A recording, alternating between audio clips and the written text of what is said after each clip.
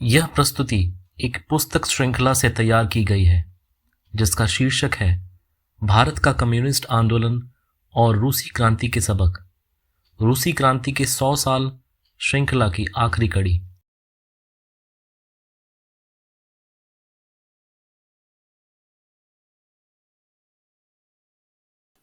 उन्नीस के दशक का उत्तरार्ध भारतीय राजनीति में ऐसे बदलाव का दस्तक देने लाया था जिसका दूरगामी जन विरोधी प्रभाव तय था। यह बदलाव 1920 के दशक से उत्पन्न जन उभार का परिणाम था। उस उभार से भयभीत ब्रिटिश साम्राज्यवाद और भारत के बड़े पूंजीपति वर्ग की दुर्भिसंधि का परिणाम। जैसा कि हम देख चुके हैं, इन दोनों के बीच इस तरह के समझौते की नींव पहले विश्व युद्ध के दौरान पड़ चुकी थी। इसके तहत भारतीय पूंजीपतियों की नीति बन गई थी जन मुक्ति और राष्ट्र मुक्ति की आकांक्षा को अपने नेतृत्व में आगे बढ़ाओ, ब्रिटिश साम्राज्यवाद पर नए नए सुधारों के लिए दबाव बनाओ और जरूरत के अनुसार उसके साथ जन विरोधी और राष्ट्र विरोधी समझौता के लिए तैयार रहो। लेकिन रूसी क्रांति की विजय ने जन संघर्षों को नई ऊंचाई पर पहुंचा दिया। साम्राज्यवाद विरोधी संघर्षों की आग में घी का काम किया और उपनिवेशों अर्ध उपनिवेशों के लोग साम्राज्यवाद परस्त पूंजीवादी शक्तियों से मुक्त होने के लिए कसमसाने लगे। इसका प्रभाव हमारे देश पर भी पड़ा। 1920 से 1922 के बीच सविनय अवज्ञा आंदोलन में जनता की भूमिका और उसके साथ विश्वासघात का नमूना हम देख चुके हैं। अंतर्राष्ट्रीय परिस्थिति का दबाव, उभरते जनसंघर्षों का भय और दलालों के विश्वासघात के इनाम के रूप में ब्रिटिश सरकार अगले सुधार की दिशा में कदम उठाने को तैयार हो गई थी। साइमन कमीशन का गठन इसी दिशा में कदम था, लेकिन इसमें वह भारतीयों को प्रतिनिधित्व देने के लिए तैयार नहीं थी। उल्टे तत्कालीन सेक्रेटरी ऑफ स्टेट्स बर्कनहेड ने भारतीयों के सामने चुनौती पेश की थी कि वे एक संविधान तैयार करें जिसमें भारत की विशाल जनता की आम सहमति पर्याप्त रूप से निहित हो। इस चुनौती को स्वीकार कर कांग्रेस ने सभी दलों की बैठक बुलाई थी जिसमें मोतीलाल नेहरू के नेतृत्व में एक कमेटी गठित की गई। इसमें भारतीय स्वतंत्रता के रूपरेखा और भावी संविधान का एक खाका तैयार किया गया जिसे नेहरू रिपोर्ट के रूप में जाना जाता है। यह रिपोर्ट सर्वमान्य नहीं हो सकी, यहां तक कि कांग्रेस में भी दो खेमे उभरे। जवाहरलाल नेहरू और सुभाष चंद्र बोस जैसे युवा नेता इस रिपोर्ट में प्रस्तावित डोमिनियन स्टेटस को अस्वीकार कर पूर्ण स्वतंत्रता की वकालत कर रहे थे, जबकि गांधी को यह प्रस्ताव मान्य था। इस खींचतान का पहला पड़ाव बना कांग्रेस का लाहौर अधिवेशन, जहां उसने पूर्ण स्वतंत्रता का प्रस्ताव पारित किया और उसकी प्राप्ति के लिए सविनय अवज्ञा आंदोलन की घोषणा की। गांधी अपनी सोच पर अडिग थे कि पूर्ण स्वतंत्रता के प्रस्ताव की हवा अंततः निकाल देनी है। सुभाष चंद्र बोस अपने प्रस्ताव पर अड़े हुए थे और नेहरू समझौता परस्त रुख अख्तियार कर रहे थे। गांधी नेहरू की इस कमजोरी को अच्छी तरह समझते थे, इसलिए इस कांग्रेस में अध्यक्ष चुने जाने के बावजूद अपनी ओर से उन्होंने यह कमान जवाहरलाल नेहरू को सौंप दी थी। इसके पीछे उन्होंने जो तर्क दिए, उनसे नेहरू की ताकत और कमजोरी दोनों सामने आ जाती है। नेहरू के बारे में वो कहते हैं, देश प्रेम में कोई भी आदमी उनसे बढ़कर नहीं हो सकता। वह वीर और गर्म मिजाज के हैं और इस वक्त वे गुण बहुत जरूरी हैं। वह इतने विनयी और व्यवहारिक हैं कि वह सीमा को पार न करेंगे। उनके हाथों में राष्ट्र पूरी तरह सुरक्षित है। गांधी के इस वक्त की विशेषता थी कि पूर्ण स्वतंत्रता की आकांक्षा लोगों के बीच तेजी से फैल रही थी और कांग्रेस नेहरू की छवि दिखाकर ही इस आकांक्षा का प्रतिनिधित्व कर सकती थी और सीमा को पार न कर सकने की कमजोरी का फायदा उठाकर वो उन्हीं के हाथों से इस आग पर पानी डलवा सकती थी। यहाँ यह उल्लेख जरूरी है कि पूर्ण स्वतंत्रता की जन चेतना पैदा करने में कांग्रेस की भूमिका नहीं के बराबर थी। यह कम्युनिस्टों और अन्य क्रांतिकारियों के प्रभाव से पैदा हुई थी। इन संगठनों की कमजोरी थी कि इस सच को समझते हुए भी वे इस दुर्भिसंधि के खिलाफ व्यापक चेतना व जन आंदोलन खड़ा करने की स्थिति में नहीं थे। कम्युनिस्ट आंदोलन में इसके दो कारणों, वैचारिक कमजोरी और ब्रिटिश सरकार के दमन की चर्चा हम कर चुके हैं। अब विचारणीय विषय यह है कि इस बदलती परिस्थिति के अनुसार अगले मोर्चे की तैयारी के लिए कम्युनिस्ट पार्टी क्या कर रही थी और अपने एजेंडे पर कांग्रेस कैसे कदम बढ़ा रही थी।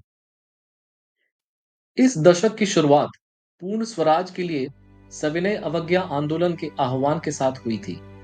इसका देशव्यापी असर पड़ा। तिरंगा पूर्ण स्वतंत्रता का प्रतीक बन गया और उसे फहराने का अभियान पूरे देश में फैल गया।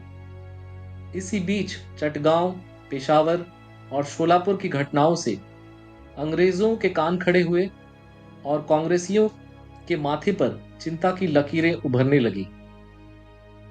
इन विद्रोहों की प्रकृति अलग अलग थी, लेकिन तीनों की दिशा ब्रिटिश राज के विरुद्ध थी और लक्ष्य था भारत में ब्रिटिश राज का पूर्ण नाश। चटगांव में सूर्यसेन के नेतृत्व में राष्ट्रवादी सैन्य विद्रोहियों ने ब्रिटिश प्रशासन को खदेड़ दिया था। पेशावर में गढ़वाली सैनिकों ने आंदोलनकारियों पर गोली चलाने से इनकार कर दिया था और शोलापुर के मजदूरों ने ब्रिटिश प्रशासन को खदेड़कर अपना शासन कायम कर लिया था, जिसे शोलापुर कम्यून के रूप में जाना जाता है। इन विद्रोहों पर कांग्रेस के आह्वान का प्रभाव था, लेकिन वे उसकी सीमा का पूरी तरह उल्लंघन कर चुके थे। इन विद्रोहों का विस्फोट अप्रैल से मई 1930 में हुआ था। इतिहास में दर्ज ये विद्रोह नमूने भर हैं। छोटे बड़े ऐसे विद्रोहों का देशव्यापी सिलसिला चल पड़ा था।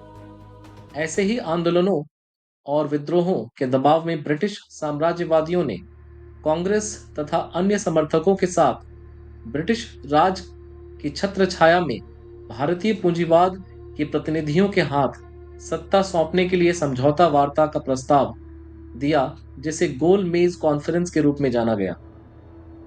पहला गोल मेज सम्मेलन 12 नवंबर 1930 को आरंभ हुआ था। इसमें कांग्रेस का कोई प्रतिनिधि नहीं था, लेकिन ब्रिटिश प्रधानमंत्री ने डोमिनियन स्टेटस के बारे में कुछ गोल मटोल संकेत दिए थे। गांधी इरविन पैक्ट इसी के आधार पर हुआ था। यह लाहौर कांग्रेस में पारित पूर्ण स्वतंत्रता के प्रस्ताव की पीठ में छुरा भोंकने जैसा काम था। कराची कांग्रेस 1931 में इस पैक्ट को पारित कर लाहौर कांग्रेस में पूर्ण स्वतंत्रता प्रस्ताव को इतिहास के तहखाने में डाल दिया गया। कांग्रेस के आंदोलन की दिशा बदल गई। ब्रिटिश राज को एक तरफ कम्युनिस्ट क्रांति का भय था, तो दूसरी तरफ फांसीवाद का। हालांकि उस समय तक ब्रिटिश साम्राज्यवादी हिटलर के पक्ष में थे, लेकिन टकराव की आशंका उन्हें औपनिवेशिक नीति में ढील देने के लिए मजबूर कर रही थी। दूसरा गोल मेज सम्मेलन सितंबर 1931 में हुआ, जिसमें कांग्रेस के प्रतिनिधि की हैसियत से महात्मा गांधी तथा भारतीय बड़े पूंजीपतियों की हैसियत से घनश्याम दास बिड़ला ने भाग लिया था। बाकी कई लोग थे जिनका विस्तृत विवरण यहाँ न तो संभव है और न जरूरी। इस सम्मेलन में पूर्ण स्वतंत्रता के प्रस्ताव की छाती में अंतिम कील ठोक दी गई और यहीं से ब्रिटिश साम्राज्य के अधीन भारतीयों की शासन व्यवस्था की नीति खुलकर सामने आई, जिसकी छाप 15 अगस्त 1947 के सत्ता हस्तांतरण पर साफ साफ दिखाई पड़ती है। कांग्रेस पार्टी ने इस जरूरत के अनुसार अपने को ढालना शुरू कर दिया था। इसमें सबसे ज्यादा बदलाव जवाहरलाल नेहरू में आया था।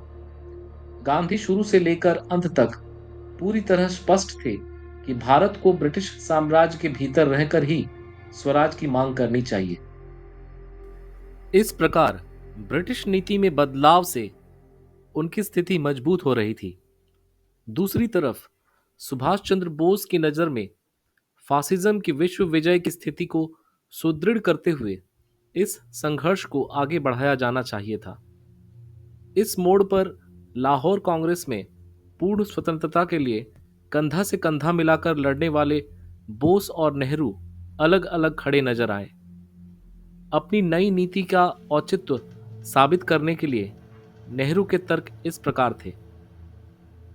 हमने जब भारत की आजादी की बात की तो वह अलगाव की स्थिति में नहीं थी।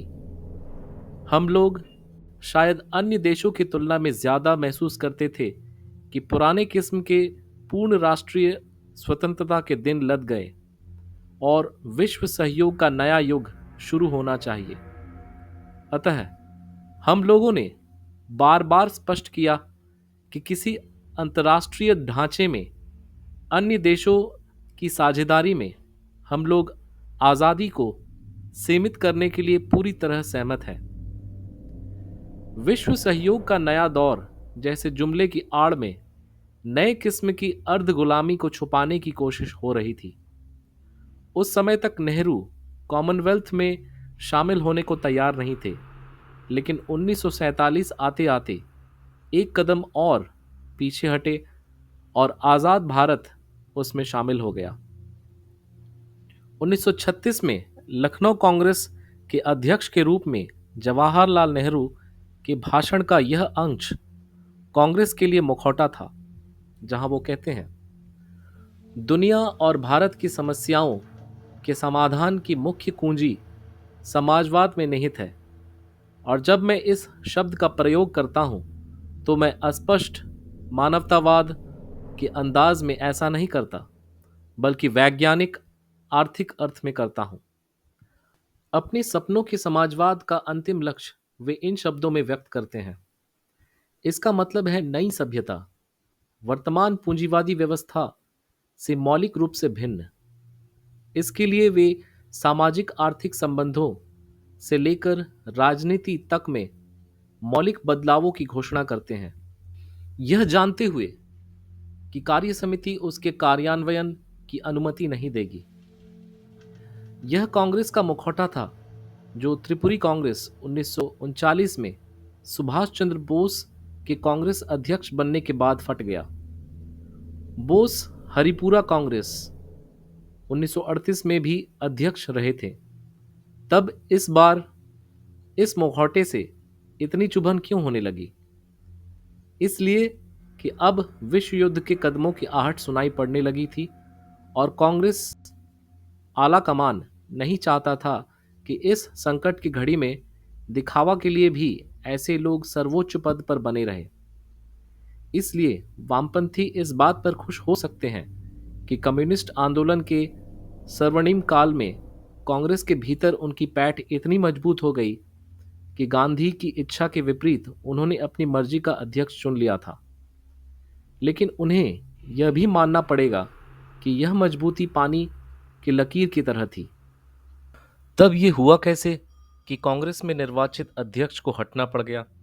वह भी तब जब कांग्रेस पार्टी के नियम अनुसार कार्य समिति का चुनाव नहीं होता था, बल्कि अध्यक्ष उसका गठन करता था। दरअसल सुभाष चंद्र बोस का सबसे बड़ा अपराध था कि उन्होंने गांधी की इच्छा के सामने समर्पण नहीं किया। उनके उम्मीदवार पट्टाभी सीतारामैया से टकराव कर भी जीत गए। इस अनहोनी से कांग्रेस में खलबली मच गई, जिसकी अनुगूंज कांग्रेस महासमिति के प्रस्ताव की इन पंक्तियों में सुनाई पड़ती है।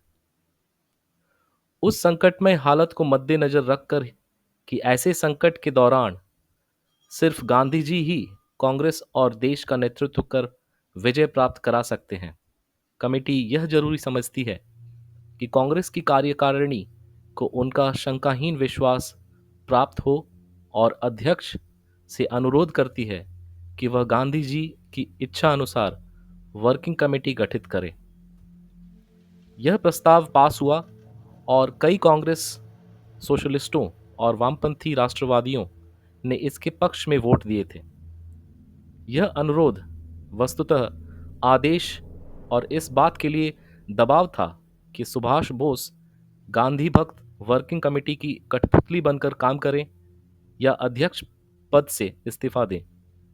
उन्होंने कठपुतली बनना स्वीकार न कर वर्किंग कमेटी के कलकत्ता अधिवेशन में अपने पद से इस्तीफा दे दिया और राजेंद्र प्रसाद कांग्रेस अध्यक्ष चुने गए।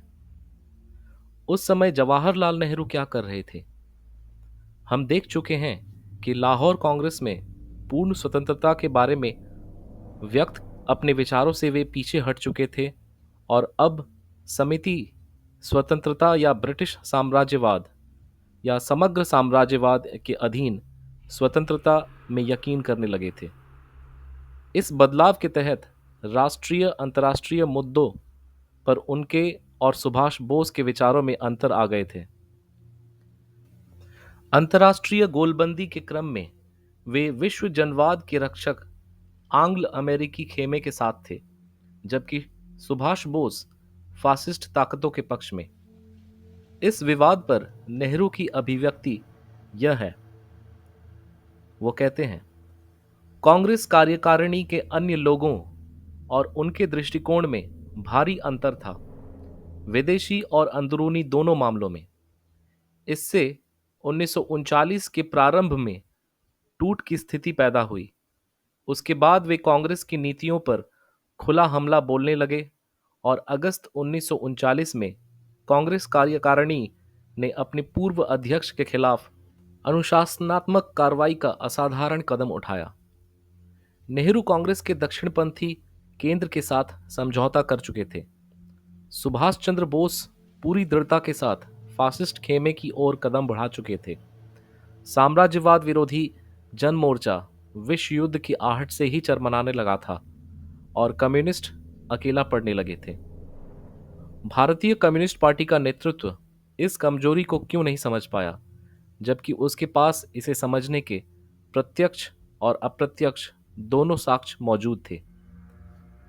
पहला प्रत्यक्ष साक्ष्य था मेरठ षड्यंत्र केस में नेहरू का सुझाव कि कम्युनिस्ट नेता अपनी गलती स्वीकार कर लें। दूसरा यानी अप्रत्यक्ष साक्ष्य था साम्राज्यवाद विरोधी लीग से उनका निष्कासन।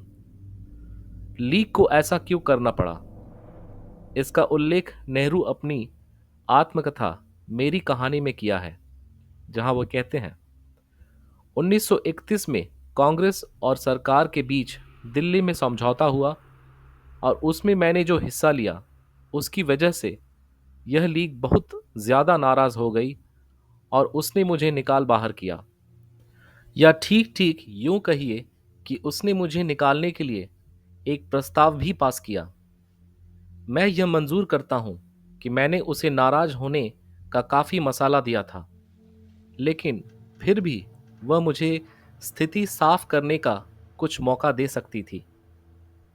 साम्राज्यवाद विरोधी लीग कम्युनिस्ट संगठन नहीं थी, फिर भी एक आचरण से वह उनका समझौता परस्त चरित्र समझ गई, लेकिन हमारे देश के कम्युनिस्ट नहीं समझ पाए।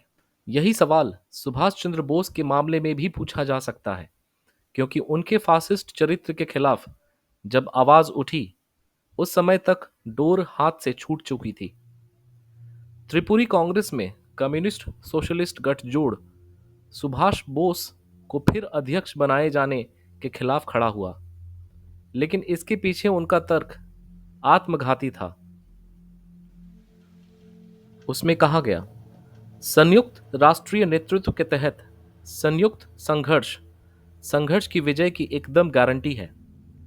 इसलिए इन तमाम नारों व नीतियों को जो दक्षिण और वाम के बीच मौजूदा विभाजन को बढ़ाने और स्थायी बनाने को प्रवृत्त है, जो दक्षिणपंथियों को कांग्रेस के भीतर उनके नेतृत्व के पद से निकाल बाहर करने की मांग करते हैं, विघटनकारी करार देना होगा। बोल्शेविक कार्यनीति के अनुसार यहां प्रश्न उठाना लाजमी था कि यह नीति अगर विघटनकारी थी तो किसके लिए, कांग्रेस के लिए या कम्युनिस्टों के लिए। ब्रिटिश साम्राज्यवाद के खिलाफ जन संघर्ष में कम्युनिस्टों का नेतृत्व कायम करने के लिए यह बहस जरूरी थी। साथ ही कांग्रेस के ऊपर ब्रिटिश समर्थक दक्षिणपंथी नेतृत्व का अंधकार छटना भी कम्युनिस्टों तथा सभी जनवादी शक्तियों के लिए फायदेमंद था।